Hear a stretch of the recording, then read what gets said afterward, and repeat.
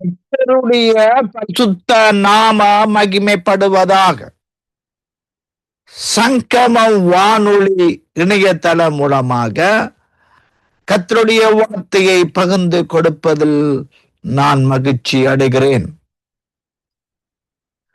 தேவன் தன் பிள்ளைகளை வெளிச்சத்தின் பிள்ளைகளாக தெரிந்தெடுத்து வச்சிருக்கிறார். இதை நாம் விசுவாசமாக்கி கொள்ளும் பொழுதுதான் நாம் வெளிச்சத்தின் பிள்ளைகளாயிருக்க முடியும். 2 கொரிந்தியர் 4:6 இருளிலிருந்து வெளிச்சத்தை பிரகாசிக்க சொன்ன தேவன்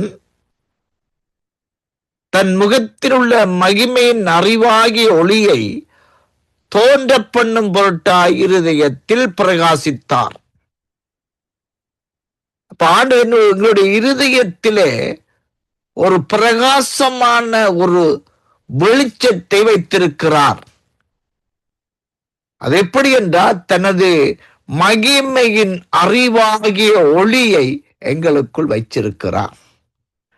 அப்ப தேவனுடைய ஜனங்கள் இருக்கும் இடமெல்லாம் இருள் இல்லை, அங்கே வெளிச்சமாகவே இருப்பார்கள். ஏனென்றால் இது இருள் என்ற ஒரு சம்பவம், அது ஒரு பயங்கரமானது. அந்த இரவில தான் திருடன் பலவிதமான களவெடுக்கிறவன் கள்ள விளைச்ச யோசிப்பான். அப்ப இந்த இருளான வாழ்க்கை என்று சொல்லும் பொழுது இருளதான் துடுக்கத்தனமான சொல்ல போனா அந்த பயங்கரமான செய்வதற்கான துணை ஒரு ஒரு ஒரு ஒரு உணர்வு தோன்றும். இப்படி இன்னும் சொல்ல போனால் இரவில தான் அங்கே அந்தகாரக்கு நடக்கிற நேரமா இருக்கும். அந்தகாரம் துணை ஒரு ஒரு பயம் இல்லாம, கர்த்தருக்கு பயம் இல்லாம தன்னை ஒரு வீரனாய் காட்டிக்கொண்டு அங்கே சண்டைகளையும் சச்சரவுகளையும் பிரச்சனையும் தூண்டிவிடும் போர்க்களத்தை உருவாக்கி போர் செய்து அழிக்க தூண்டுகிற மாம்சமான மனம் கொண்ட குணங்களும் உருவாக நேரம் அது இருள். இந்த மாம்ச குணம் அது எங்களுக்கு ஒரு மாம்சத்தில் தைரியத்தை ஏற்படுத்தி மாம்ச வாழ வைக்கிற ஒரு குணமாயிருக்கும். இன்னும் சொல்ல போனா அந்த இருள தானுங்க, இருளின் குணம்தான் மாம்ச குணம். இருளின் குணம்தான் மனுஷ குணம்.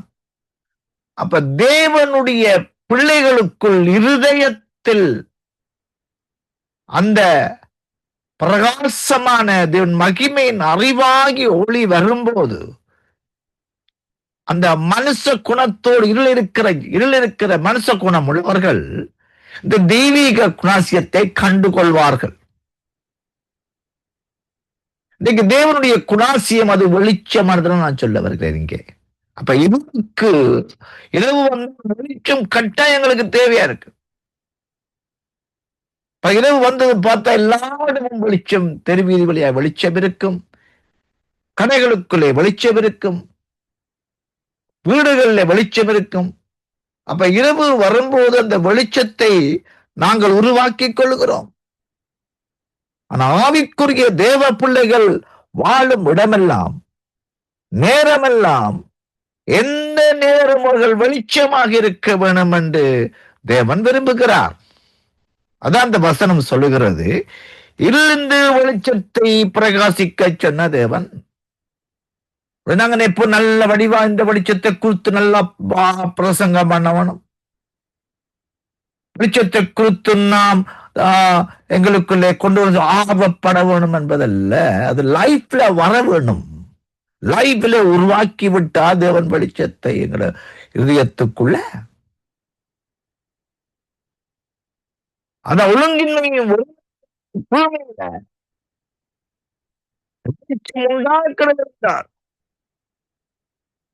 இது பழைய ஏற்பாடு இருக்கிற ஒரு வார்த்தை. ஆதியாகமம் 1 அதிகாரம் 3 வசனத்துல இந்த வசனம் இன்றைய நாள் நான் பேசுற வார்த்தை என்னவென்றால், அந்த இருள் என்றால் இருள் இருக்கிறவர்கள் எப்படிப்பட்ட மனுஷ குணமுள்ளவர்களாக கோபங்கள், எரிச்சல்கள், கசப்புகள், சண்டைகள், பிரச்சனைகள், குடும்பத்துக்குள்ளே ஒற்றுமை இல்லாத தகராறுகள், சகோதரர்களுக்குள்ளே ஒற்றுமை இல்லாத தகராறுகள், பிரிவினை தூண்டிவிடுகிற பேச்சை தூண்டிவிடுகிற ஆர்வமான கதைகள், ஒரு நியாயத்துக்கு சில வார்த்தைகளை பேசி அந்த நியாயம் சரி நடக்கணும் என்று ஒரு வார்த்தை கதைக்கலாம். அளவுக்கு மிஞ்சின வார்த்தைகளை கதைக்க போய் அது குற்றம் குறையாய் மாறுவது கூட இருள்தான். அதான் அந்த இருளிலிருந்து வெளிச்சத்தை பிரகாசிக்க சொன்ன தேவன். இந்த எப்படி சொல்லலாம், அந்த இருளிலிருந்து வெளிச்சத்தை பிரகாசிக்க சொன்ன தேவன் அந்த மகிமையின் அறிவாய் ஒளி எங்கள் இருதயத்தில் வச்சுட்டார். அப்ப நாம் வெளிச்சத்தின் இருக்க எங்களுக்குள்ளே ஒரு தீர்மானம் வருவதற்கு வழியை காட்டி விட்டார். என்ன வழி காட்டி விட்டார்? தன் மகிமையின் அறிவாய் ஒளியை எங்கள் இருதயத்திலே வச்சு பிரகாசிக்க வச்சு விட்டார். அதே மாதிரி ஏசாயா புத்தகம் 30ஆம் அதிகாரம் 26 அது முழுமையா நீங்க தொடக்க முடிபட்டு வாசித்து பார்த்தால் அதுல ஒரு நல்ல ஒரு வார்த்தை வருது. என்னண்டா, நாளிலே அப்ப அடி காயங்கள், தேவையில்லாத காயங்கள், மற்றவங்களை காயப்படுத்தி இருப்பார்கள், உங்களை வேதனைப்படுத்தி இருப்பார்கள், உங்களை கவலைக்குள்ளாய் கொண்டு போய் காயப்படுத்தி இருப்பார்கள், தேவையில்லாத வார்த்தையை பேசி காயப்படுத்தி இருப்பார்கள், பல அலட்சியம் ஏற்படுத்தும்படி ஒரு அலட்சியத்தை ஏற்படுத்தி காயப்படுத்தி இருப்பார்கள். நீங்களும் அறியாம வார்த்தைகளால் மற்றவர்களை காயப்படுத்தி இருப்பீர்கள். இந்த காயம் அடி காயம் போகாது. மேற்பூச்சான காயங்களை மேற்பூச்சா பூசி குணமாக்கி விட்டு அந்த உள்ளுக்கு அடிக்காயம் போகாது. அந்த அடி காயத்தை தெய்வம் குணமாக்குறவர் வேத வார்த்தை சொல்லுது.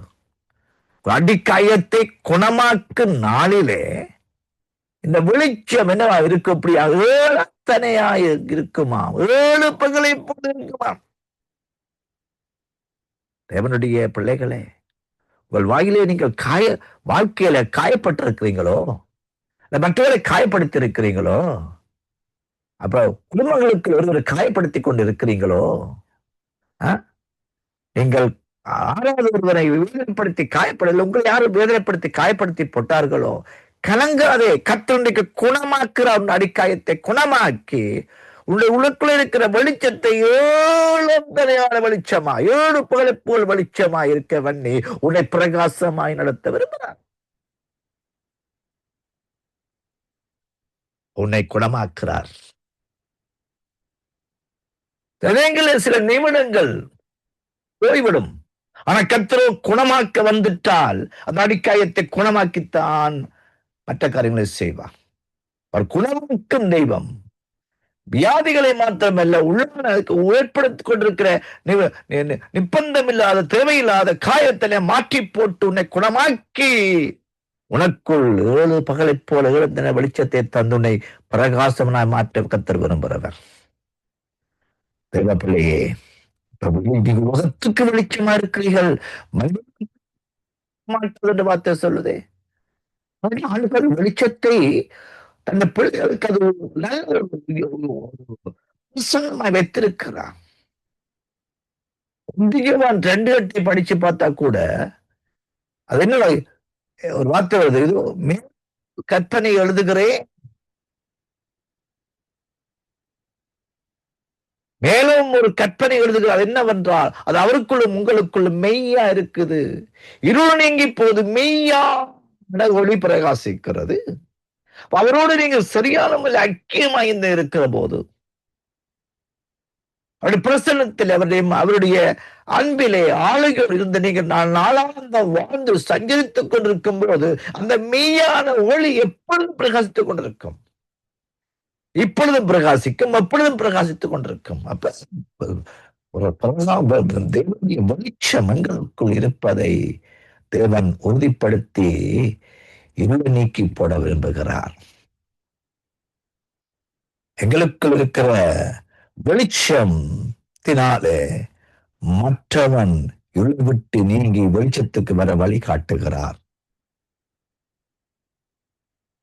தன்னுடைய பிள்ளை என்ற ஒரு உறவு தனிப்பட்டது, சாதாரணமான உறவல்ல. அதான் மோசே கர்த்தரோடு உறவாடி பிரசனத்திலிருந்து கடிகூறு வரும்போது அவருடைய முகத்தை அவ்வளவு பிரகாசமாக இருப்பதை பார்த்தார். பார்க்க கூட முடியாத அளவுக்கு அவருடைய முகம் பிரகாசிப்பதை கண்டார்கள். தேவனுடைய பிள்ளை வேதத்தின் வசனத்தின் தியானத்திலும் ஜபத்திலும் கர்த்தருடைய ஐக்கியத்தை உறுதிப்படுத்துவதிலும் அவருடைய கிருபையை உறுதிப்படுத்துவதிலும் அன்பில் உறுதிப்படுத்துவதிலும் ஆவியோடு வாழ்ற வாழ்க்கை உறுதிப்படுத்துவதிலே அந்த மெய்யான ஒளி இப்பொழுதும் பிரார்த்தித்துக் கொண்டுதான் இருக்கும். தேவ பிள்ளையே, அதனால் நீ வெளிச்சமாக இரு. நீ இருளுக்குரிய பிள்ளை அல்ல. நீ தேவ பிள்ளையாய் வாழ வேண்டும். அது வெளிச்சத்தின் பிள்ளையாய் வாழ வேண்டும். வெளிச்சத்தின் பிள்ளைதான் இருளுக்குரிய காரியத்தை, இருளுள்ள வாழ்க்கையை மாற்றி போடக்கூடியவனாக அவன் மாறிவிடுகிறான். தேவ பிள்ளையே, தேவனுடைய காரியம் எல்லாமே ஒவ்வொரு வார்த்தையை படித்து தியானிக்கிற பொழுது ஒவ்வொரு வார்த்தையும் தியானங்களும் அவருடைய நினைவுகளும் அளிக்கும் நோக்கங்களும் நாளுக்கு நாள் தன் பிள்ளைகளை அவர் தன்னுடைய திருப்தி அடைவதற்கு காட்டும் வழிதான் அவருடைய வார்த்தைகள். நாளுக்கு நாள் தேவ பிள்ளைகள் தான். அவள் உலகத்திலிருந்து பிரித்தெடுக்கப்பட்ட பிள்ளைகள் தான், அழைக்கப்பட்ட பிள்ளைகள் தான், தெரிந்து கொள்ளப்பட வேண்டிய பிள்ளைன்னு சொல்லி தேவன் இருளுக்குரிய பிள்ளை இல்லவர்கள் வெளிச்சத்தை காண்பிக்க விரும்பும் அந்த வெளிச்சத்தை தேவன் தன் மகிமையின் அறிவாய் ஒளி மூலமாய் தந்திருக்கிறார். எங்களை அடிக்காயத்தை குணமாக்கி பிரகாசிக்கும் அந்த வெளிச்சத்தை தந்து கொண்டிருக்கிறார். மெய்யான ஒளிய தந்தைகளை வாழ வைத்து சுற்றியிருக்கும் சூழல்களும் கவலைகளும் வேதனைகளும் பிரச்சனைகளும் சஞ்சலங்களும் இருள் போல வரும். இதெல்லாம் நீக்கி போடக்கூடிய ஒரு சந்தோஷமான பிள்ளைகளை வாழ கர்த்தர் வழி செய்து கொண்டிருக்கிறார். தேவ பிள்ளையே, நீ வெளிச்சத்தின் பிள்ளையாய் இருக்க அழைக்கப்பட்டவன். அழைக்கப்பட்ட பிள்ளை வெளிச்சமாய் வாழு. வெளிச்சமாய் வாழ்ந்து கொண்டு போ. திரும்பவும் அது வார்த்தையை நான் உங்கள் மத்தியில் சொல்லி நான் முடிக்க விரும்புகிறேன். நீங்களுக்கு வெளிச்சமாக இருக்கிறீர்கள். மனிதன் கொள்ளப்பட்ட நம் மறைந்திருக்க மாட்டாது. வெளிச்சம் வந்துட்டா அது இருள் தானா மறைஞ்சு போய்விடும். எனவே தேவ பிள்ளைகளே, நாங்கள் வெளிச்சமாய் இருப்போம். அப்பொழுது தேவனுடைய சித்தத்தில் செய்யும் அந்த கிரியைகள் எங்களுக்குள்ள அது ஒரு லைஃபா வந்து கொண்டிருக்கும். தேவன் நம்மை வழிநடத்தி செல்லுவார். தேவன் தாமே உங்களை ஆசீர்வதிப்பார்.